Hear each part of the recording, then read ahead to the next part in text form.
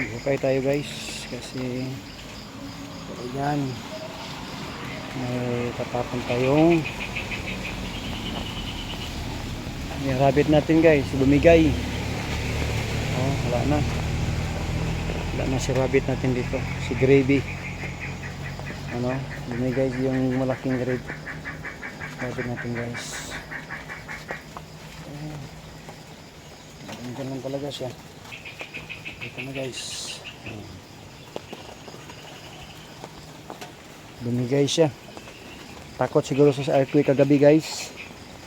Yung kanina, yung pinuntahan ko dito, ano ba siya? Nanghihina na siya. Ngayong gabi, wala na.